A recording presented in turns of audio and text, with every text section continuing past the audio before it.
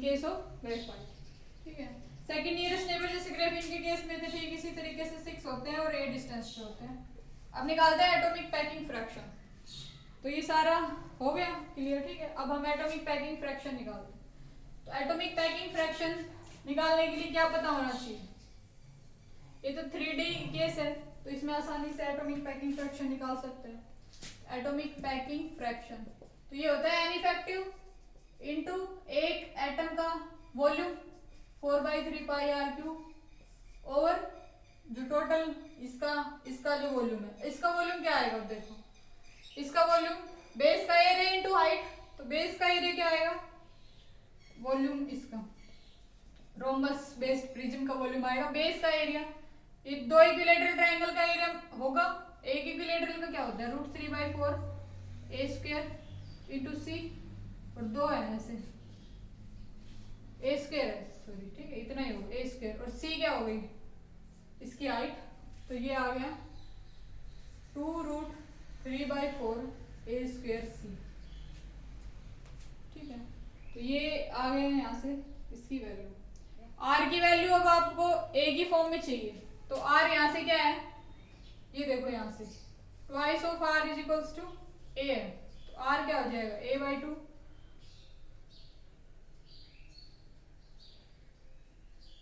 Twice of R A है ना। हाँ तो इसी तरीके से आएगा, आर की वैल्यू आएगी 1.23।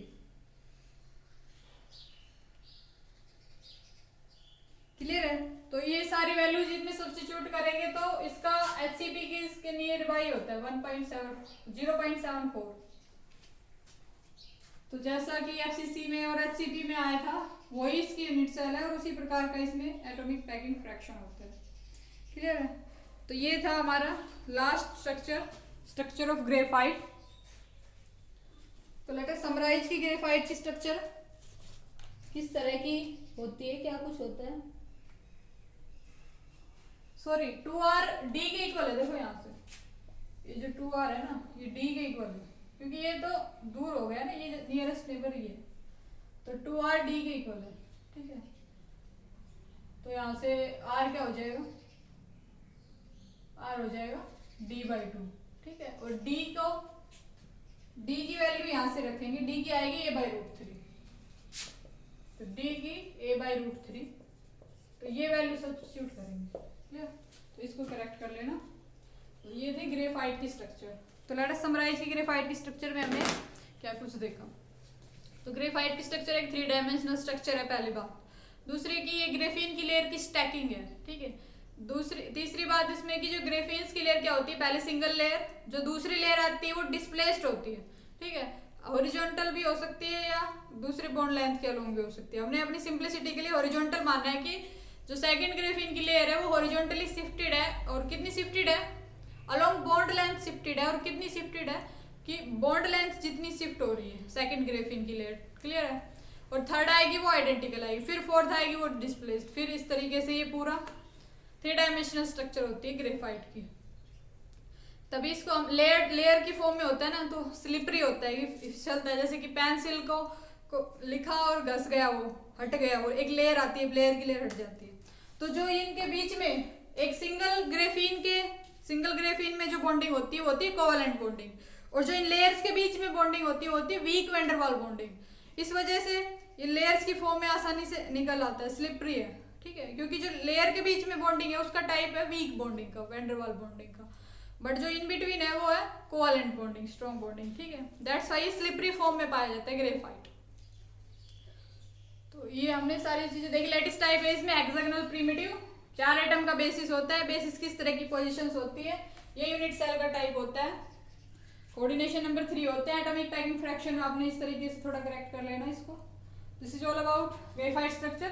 तो हम अभी तक जितने भी ये टॉपिक्स हमने किए हैं उन पे कुछ प्रीवियस ईयर के क्वेश्चन देखेंगे। 2 या 4 क्वेश्चन ही इतने ही आते हैं क्योंकि ये थोड़े से लेस प्रोबेबल टॉपिक है, बट आने चाहिए। इनके बिना हमें आगे जो करेंगे रेसिप्रोकल लैटिसेस और वो सारे समझने में थोड़ी सी डिफिकल्टीज आ सकती है। तो हम देखते हैं कि CSIR में कुछ प्रॉब्लम्स किस तरह की स्ट्रक्चर की पूछी जाती है इन पे, ठीक है। तो हम प्रीवियस ईयर स्टार्ट कर रहे हैं अब यहाँ पे।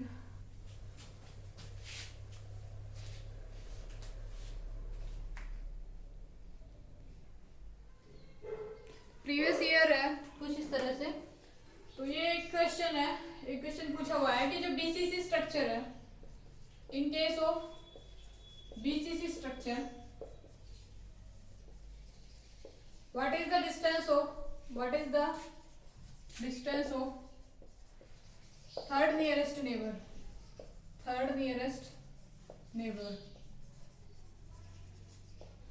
ये CSIR के जून 19 का क्वेश्चन है, जून 19 का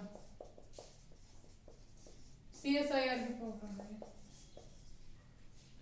तो ये पूछा हुआ कि BCC स्ट्रक्चर दे रखी है और A0 लैटिस पैरामीटर है उसका, ठीक है। Distance of third nearest neighbour क्या होगी? पहला जो ऑप्शन है उसमें है A0 3A0/2, A0 3A0/2 and third है √3A0 एंड फोर्थ है √2A0। तो क्या होगी? तो BCC स्ट्रक्चर तो हमने बहुत अच्छे से पढ़ रखा है, नियरेस्ट नेबर और नियरेस्ट कितने नंबर के होंगे और कितनी डिस्टेंस पे होगी ये भी फाइंड आउट कर रखे हैं। तो सोल्व करने की कोशिश करो, आपसे बनता है नहीं, इजी है, बहुत ही 5 मार्क्स का क्वेश्चन है, सी सेक्शन में, हमेशा सी सेक्शन में ही आता है। तो BCC स्ट्रक्चर पहले बना लेते हैं। BCC स्ट्रक्चर इस तरह से,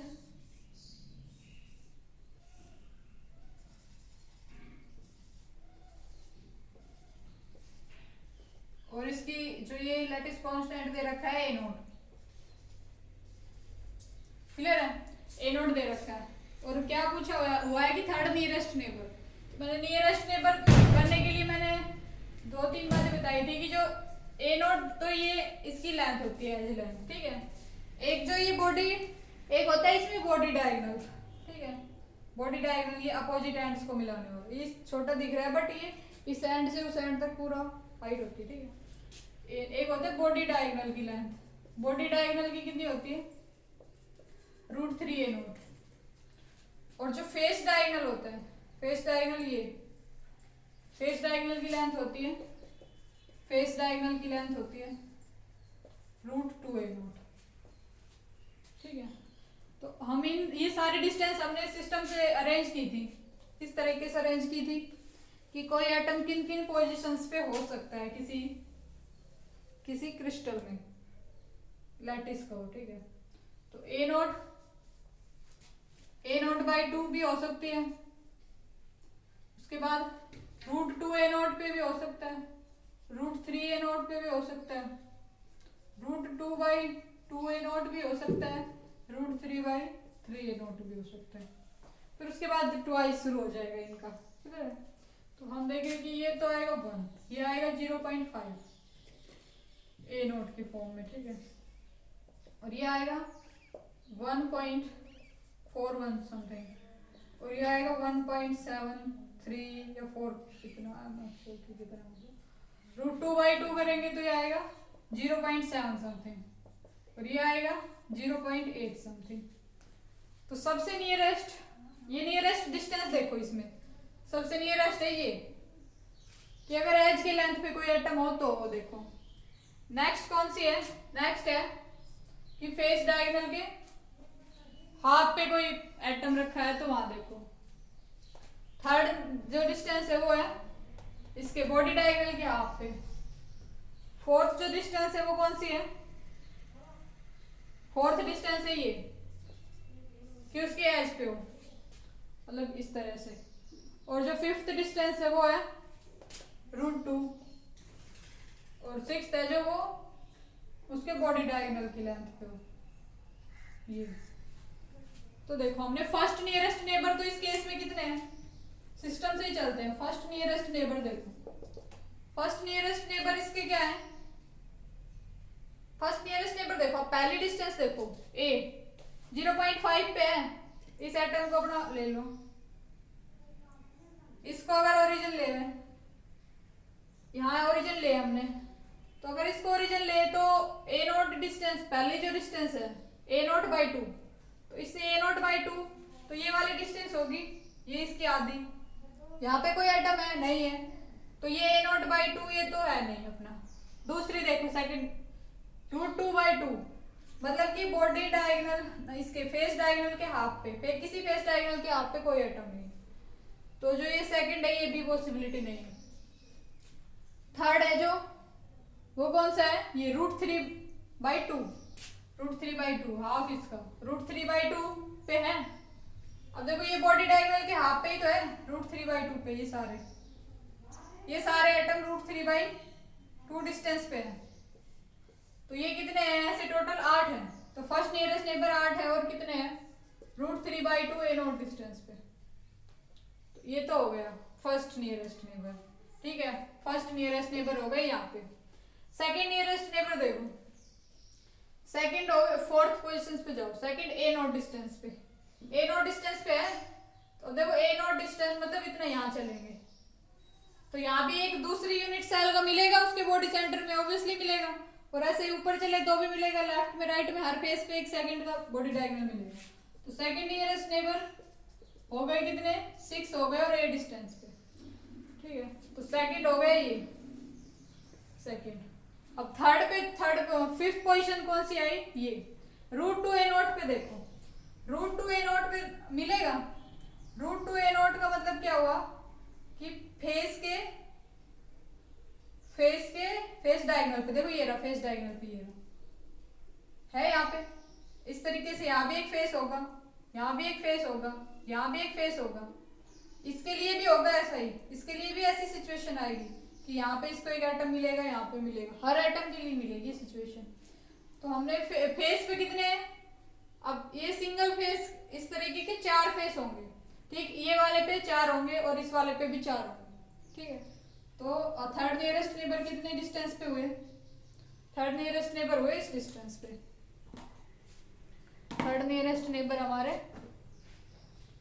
√2A, मतलब कि इसके फेस के डायगोनल पे, फेस डायगोनल लेंथ पे। तो थर्ड कितने मिलेंगे, 12 मिलेंगे, और कितने डिस्टेंस पे, √2A। तो करेक्ट ऑप्शन है ये मैंने बेसिक से इसलिए बताया क्योंकि अगर आप पिछले लेक्चर्स आपने नहीं देखे हैं तो भी आप आसानी से इसको ग्रैस्प कर सके। बाकी हमें ये फर्स्ट और सेकंड हमने ऑलरेडी फाइंड आउट कर लिए थे, थर्ड सीधा पोस्ट है, हम ये आसानी से हम कर सकते थे 2 मिनट में, 2 मिनट भी ज्यादा है, 1 मिनट में आराम से हो जाता है क्वेश्चन, ठीक है। तो ये 5 मार्क्स का क्वेश्चन है CSIR में। नेक्स्ट एक क्वेश्चन और पूछा हुआ है, अगले क्वेश्चन पे बात करते हैं, क्योंकि ये टॉपिक्स थोड़े से इन पे कम ही क्वेश्चन आते हैं, ठीक है। XRD पे ज्यादा मिलते हैं, ब्लोच थ्योरम पे, एटॉमिक पैकिंग फैक्टर आगे जो है वहां उन पे ज्यादा क्वेश्चन आते हैं। रेसिप्रोकल एक क्वेश्चन इस तरीके से पूछा हुआ है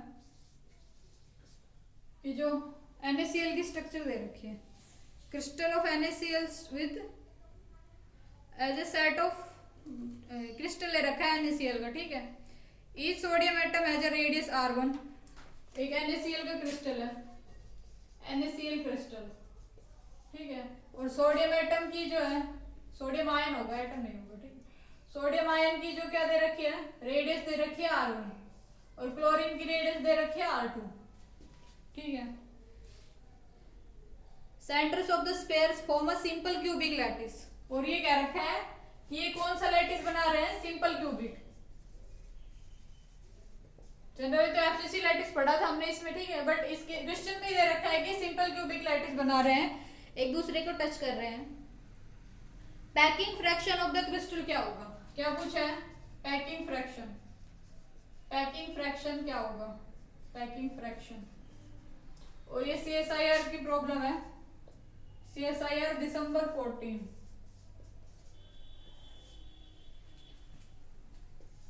ऑप्शंस क्या क्या गिवन है, पहले ऑप्शन में गिवन है पाई R1, पहले ऑप्शन में गिवन है पाई,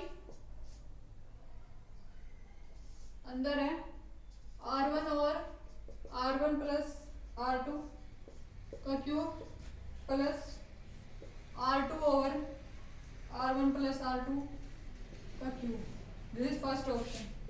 second is 2π/3 R1 cube R2 cube R1 plus R2 cube. Third option है R1 क्यूब R2 क्यूब और R1 plus R2 cube. Fourth option है pi r1 cube plus r2 cube और twice of r1 plus r2 cube. तो ये CSIR 14 की problem है। तो देखिए कितनी इजी प्रॉब्लम है ये, 5 मार्क्स की प्रॉब्लम है। गिवन क्या है प्रॉब्लम में, पहले ये देखिए, ये NaCl क्रिस्टल गिवन है और क्या कंडीशन दे रखी है कि सोडियम आयन की रेडियस r1 है, क्लोरीन की r2 है और ये सिंपल क्यूबिक क्रिस्टल फॉर्म कर रहे हैं। और पूछा क्या है, एटॉमिक पैकिंग फ्रैक्शन। तो एटॉमिक पैकिंग फ्रैक्शन का क्या फॉर्मूला होता है, atomic packing fraction is equals to n effective into एक का वॉल्यूम, ठीक है, ओवर टोटल उसका वॉल्यूम, क्रिस्टल का टोटल वॉल्यूम यूनिट सेल का, ठीक है, ये फॉर्मूला होता है। अब सिंपल क्यूबिक के केस में n इफेक्टिव क्या होता है, n effective in simple cubic, simple cubic में n इफेक्टिव होता है 1। तो 1 है और एक एटम है, ठीक है, एक एटम है मतलब क्या, एक मॉलिक्यूल है सोडियम और क्लोराइड का, मतलब कि आधा कंट्रीब्यूशन सोडियम आयन का होगा और आधा क्लोरीन आयन का होगा, ठीक है। तो हम यहाँ पे क्या लिखेंगे, क्योंकि दोनों की रेडियस अलग अलग है इसलिए हम क्या लिखेंगे, n इफेक्टिव मतलब सोडियम आधा कंट्रीब्यूट कर रहा है और आधा क्लोरीन, क्योंकि दोनों की संख्या तो बराबर है। तो यहाँ से n इफेक्टिव 4/3 पाई r1 cube plus half into 4/3 पाई r2 cube over total volume क्या होता है, a क्यूब यूनिट सेल का a क्यूब होता है, ठीक है। a क्या है, अब जैसे सिंपल क्यूबिक बना रहे हैं, तो सिंपल क्यूबिक में क्या होगा, सिंपल यहाँ पे सोडियम रखा है और यहाँ पे क्लोरीन और ये है A, ठीक है। तो R1 और R2, तो यहाँ पे इससे क्या आएगा, A is equals to R1 plus R2, तो A क्यूब क्या आएगा, R1 प्लस R2 क्यूब, इनको सोल्व करेंगे तो क्या आएगा, 1/2 4/3 पाई कॉमन, तो ये हो जाएगा 2/3 पाई R1 cube plus R2 cube और R1 plus R2 cube. This is the right answer. कौन सा ऑप्शन है हमारा, second option, 2π/3 R1 cube R2 cube और R1 प्लस R2 क्यूब। तो ये था CSIR की problem, clear. So next lecture में हम बात करेंगे interplanar spacing, Bragg's diffraction, XRD start कर देंगे नेक्स्ट लेक्चर से। XRD से काफ़ी क्वेश्चंस आते हैं, ठीक है, तो नेक्स्ट लेक्चर में बात करेंगे। Stay tuned, thanks for watching.